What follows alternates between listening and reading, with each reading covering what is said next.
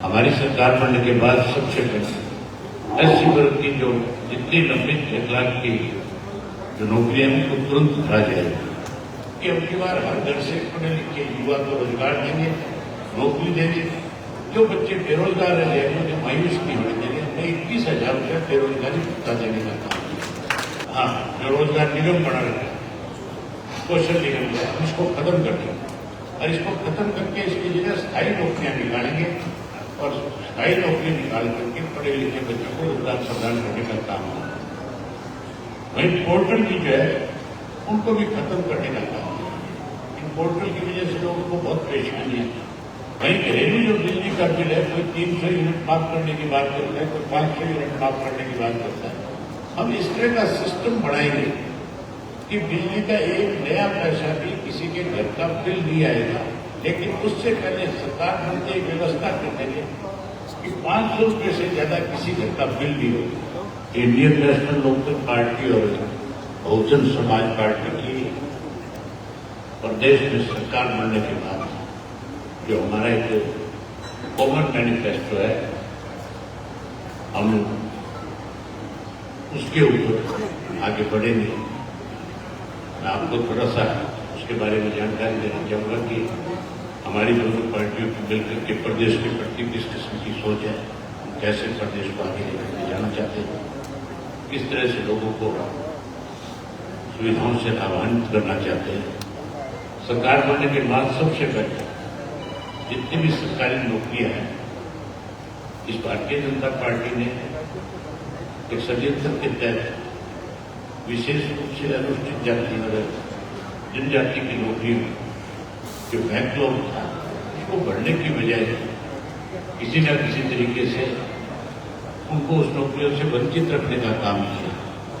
हमारी सरकार बनने के बाद सबसे पहले एससी वर्ग की जो जितनी लंबित 1 लाख की जो नौकरियां उनको तुरंत उठा जाएगी। उसके साथ एससी और बीसी उनके हिस्से का कोटा जो कांग्रेस और बीजेपी की सरकार में रहते हुए नहीं दिया गया, इन्हें लोग बसपा गठबंधन की सरकार बनते उसको भी दिया जाएगा, पूरा किया जाएगा।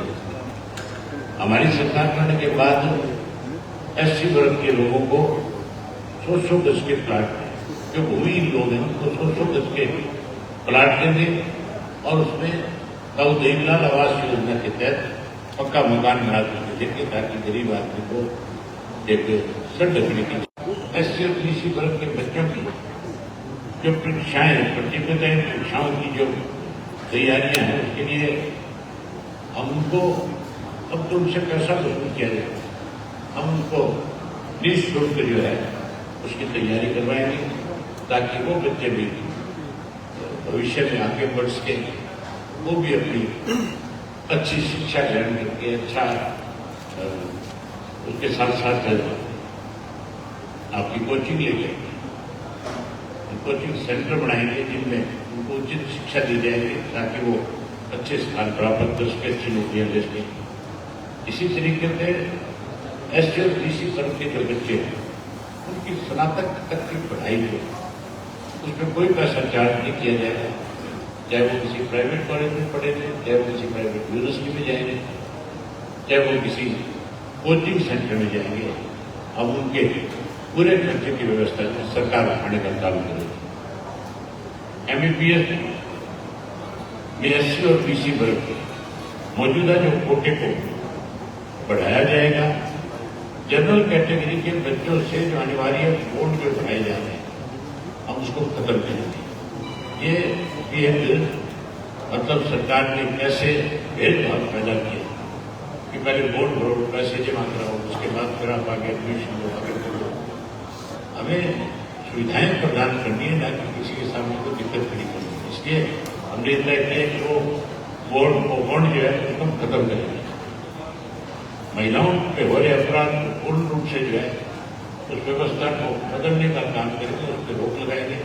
हमारे राज्य में पहले भी लॉ एंड ऑर्डर जो है हरियाणा में जो प्रकार चुनाव थे तो लॉ एंड ऑर्डर की स्थिति बहुत अच्छी थी। अब पिछले 10 वर्ष में लॉ एंड ऑर्डर को पूर्ण रूप से खत्म हो गया। उसके साथ साथ अग्निवीर योजना जो है इसको खत्म करेंगे, स्वामीनाथन जी भोग को लागू करेंगे, एमएसपी की दारूदी का कानून भी बना करके देने का काम करेंगे। उसके साथ परिवार पहचान पत्र और प्रॉपर्टी आईडी, अनावश्यक शर्तें जो है इनको भी अभी खत्म करने का काम है। हम केवल और केवल एक ही जो कार्ड बना कर देंगे, तो पहले भी हुआ करता था, हर घर में एक राशन कार्ड होता। उस राशन कार्ड के माध्यम से हर व्यक्ति को हर तरह की सुविधा मिलती थी और वही उसके पेट बड़ी पहचान है।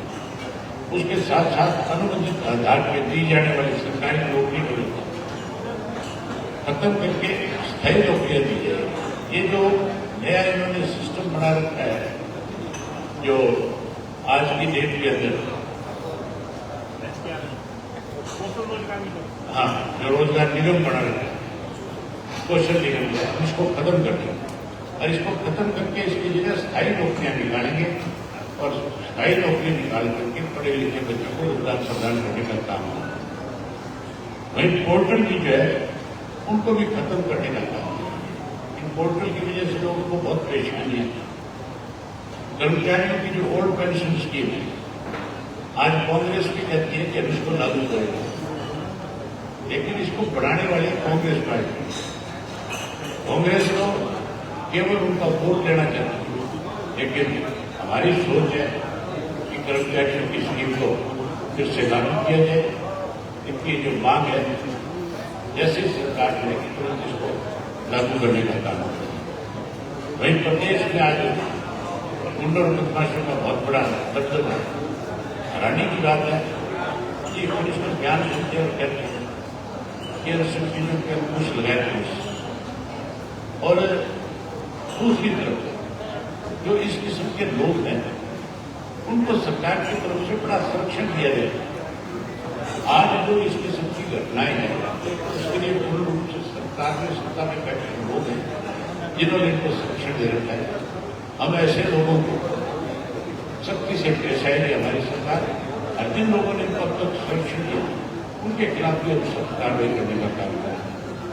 वही हमारा पुराना फैसला है, व्यापक पेंशन जो ये चौधरी देवीलाल ने शुरू की थी, केवल प्रदेश की पूरे देश में चौधरी देवीलाल की नीति को अलग अलग प्रदेशों की सरकारों में आगे बढ़ा, केंद्र की सरकार ने इसको लागू किया।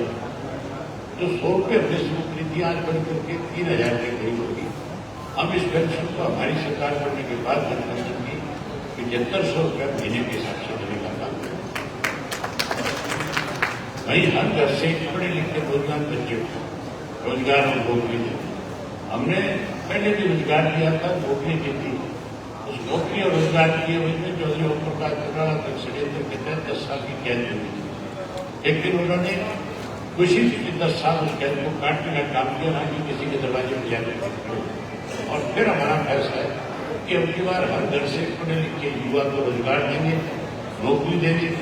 जो बच्चे बेरोजगार रह जाएंगे उन्हें मायूस नहीं होने देंगे। हमें 21,000 रुपये बेरोजगारी भत्ता देने का काम किया। वहीं घरेलू जो बिजली का बिल है, कोई 300 यूनिट माफ करने की बात करता है, कोई 500 यूनिट माफ करने की बात करता है। हम इस तरह का सिस्टम बनाएंगे कि बिजली का एक नया पैसा भी किसी के घर का बिल नहीं आएगा। लेकिन उससे पहले सरकार मिलते एक व्यवस्था कर देंगे कि 500 रुपये से ज्यादा किसी घर का बिल नहीं होगा।